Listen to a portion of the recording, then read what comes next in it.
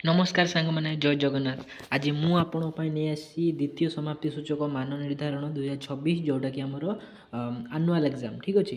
तो आउ कौन अष्टम श्रेणीर विज्ञान कौन अष्टम श्रेणीर विज्ञान विषय प्रश्न उत्तर नहीं आसी तुम बहुत कष्ट करी प्रश्न गुड़िक जोगाड़ कर तुम केवल भिडियो को लाइक कर आ चैनल टी सब्सक्राइब कर ठीक अच्छे। तेरे चलतु स्टार्ट करवा। देख ये प्रथम शिक्षार्थी नाम रोल नंबर तुम जहाँ लिखा था लिख आम सीधा जा प्रश्न कति ठीक अच्छे। 1 नंबर प्रश्न 1 ରୁ 10 नंबर पर्यंत समस्त प्रश्न उत्तर दि जाइए खाली स्थान में लेख ठीक अच्छे। आजिकल उभय धान काटिबा और उड़ाइबा कार्य केउ मेसीन द्वारा हो पारुछि।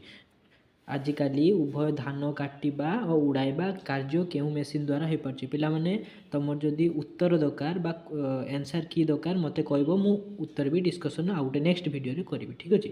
2 नंबर लेंबू गछरे हेउथिबा जादुरा रोग केउ माध्यम द्वारा व्यापी थाए ठीक अच्छे। तापरे 3 नंबर एफी प्लस डैश युक्त H2O is equal to Fe2O3 ठीक अच्छे। तापरे 4 नंबर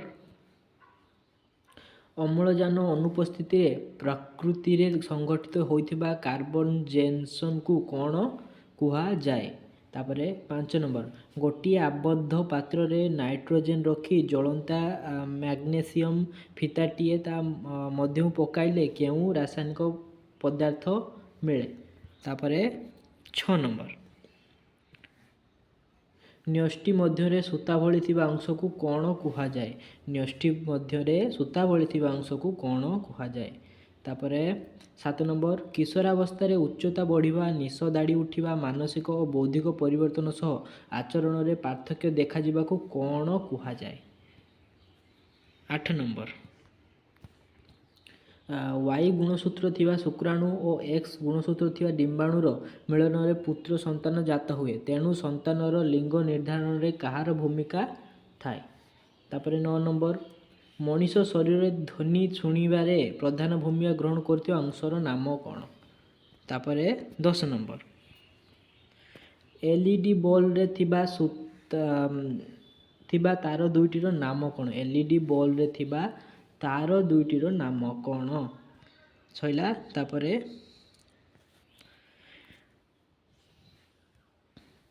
11 ରୁ 16 नंबर पर्यंत प्रश्न पाई दिया जाइथिबा संभाव्य उत्तर ठीक चिन्ह दियो द्वारा दर्शाओ ठीक चिन्ह दब ठीक अच्छे।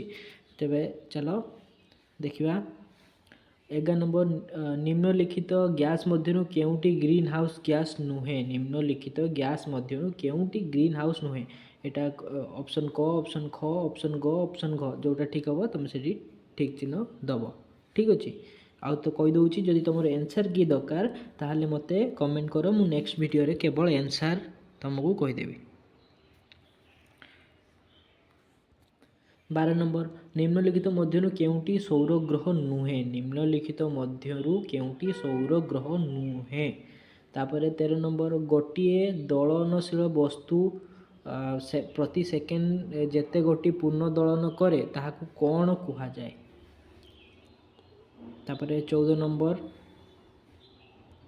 उभय परिमाण और दिग थिबा राशि को कौन कुहा जाए। उभय परिमाण और दिग थिबा राशि को कौन कुहा जाए। किशोरी मानक पई उपयुक्त खाद्य कौन। किशोरी मानक पई उपयुक्त खाद्य कौन। 16 नंबर केउ डाटा बुक रे विपदग्रस्त प्राणी मानकर नाम अच्छी। केउ डाटा बुक रे विपदग्रस्त प्राणी मानकर नाम अच्छी। 17 ରୁ 37 नंबर पर्यंत समस्त प्रश्न उत्तर 20 बा 30 शब्द मध्य लेख। पीवीसी रो पूरा नाम लेख एगुड़िक केउ श्रेणीभुक्त। 8 नंबर अन्य खाद्य पदार्थ अपेक्षा जाम और स्क्वाश नष्ट न होई अधिक दिन पर्यंत कहीं रही थाए। 19 नंबर जमी रे रासायनिक सार बदल रे खत कहीं व्यवहार करिबा।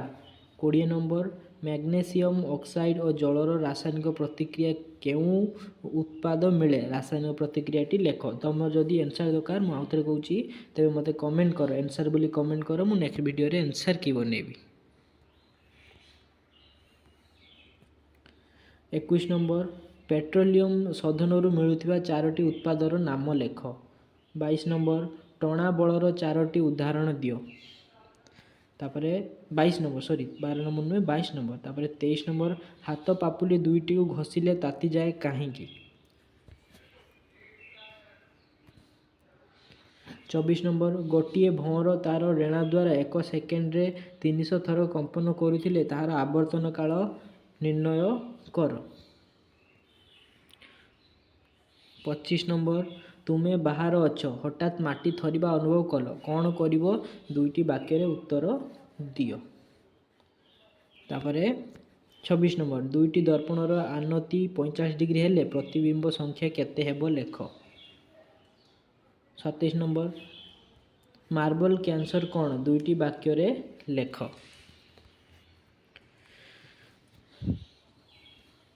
28ରୁ 30 ନମ୍ବର ପର୍ଯ୍ୟନ୍ତ ସମସ୍ତ ପ୍ରଶ୍ନର ଉତ୍ତର ଲେଖ। 28 ନମ୍ବର, ପ୍ରାଣୀ କୋଷ ଓ ଉଦ୍ଭିଦ କୋଷର ନାମାଙ୍କିତ ଚିତ୍ର ଅଙ୍କନ କରି ତାର ବିଭିନ୍ନ ଅଂଶ ଚିହ୍ନାଅ। ଗୋଟେ ପ୍ରାଣୀ କୋଷ ଆଉ ଉଦ୍ଭିଦ କୋଷ ଅଙ୍କନ କରିକି ତାର ବିଭିନ୍ନ ପ୍ରକାର ଅଂଶକୁ ଚିହ୍ନେଇବା, କିମ୍ବା ଏଟା ନ କରିକି ମାନବ ଚକ୍ଷୁର ଚିତ୍ର ଅଙ୍କନ କରି ତାର ବିଭିନ୍ନ ଅଂଶକୁ ଚିହ୍ନାଅ। এই ଦୁଇଟା ଭିତରୁ ଏଇଟା ଦୁଇଟା ଭିତରୁ ଯେଉଁଟା ହେଲେ ଗୋଟେ କରିବ, ଠିକ୍ ଅଛି। 29 ନମ୍ବର, ବିଜୁଳି ଓ ଘଡ଼ଘଡ଼ି ସମୟରେ କେଉଁ ସବୁ ସାବଧାନତା ଅବଲମ୍ବନ କରିବା ଲେଖ। କିମ୍ବା ଏଇଟା କରିବ, ନହେଲେ କିମ୍ବା ଅଛି ଏଟା କରିବ। ରାଜୁ ବାବୁଙ୍କ ଜମିରେ ଫସଲ ସହିତ କେତେକ ଅନାବଶ୍ୟକ ଉଦ୍ଭିଦ ଆପେ ଆପେ ବଢ଼ିଛନ୍ତି। ଏହି ଅନାବଶ୍ୟକ ଉଦ୍ଭିଦ ଗୁଡ଼ିକର ଦମନ କରିବା ପାଇଁ ସେ କେଉଁ ସବୁ ପଦକ୍ଷେପ ନେବେ? ଦୁଇଟା ଭିତରୁ ଗୋଟେ କରିବ। 30 ନମ୍ବର, ଗ୍ଲୋବାଲ ୱାର୍ମିଂର କାରଣ କ'ଣ ହୋଇପାରେ ବୋଲି ତୁମେ ଭାବୁଛ? ଏହାର ପ୍ରଭାବ ଗୁଡ଼ିକ କ'ଣ କ'ଣ ଲେଖ। ତାପରେ କିମ୍ବା ଏଟା ନ କରି କିମ୍ବା ଅଛି, କିମ୍ବା କ'ଣ? ତୁମ ଅଞ୍ଚଳରେ ଲୋକମାନେ ଚକୋଲେଟ୍, ବିସ୍କୁଟ, ଚିପ୍ସ ଆଦି ଖାଇ ସେଗୁଡ଼ିକର ଜରି ଖୋଳ ଚାରିଆଡ଼େ ପକାଉଛନ୍ତି, ଯାହାଦ୍ୱାରା ପରିବେଶ ପ୍ରଦୂଷଣ ହେଉଛି। ଏଥି ନିମନ୍ତେ ଲୋକଙ୍କୁ ସଚେତନ କରିବା ପାଇଁ କେଉଁ କେଉଁ ପଦକ୍ଷେପ ନିଆଯାଇପାରିବ ଲେଖ। ଠିକ୍ ଅଛି।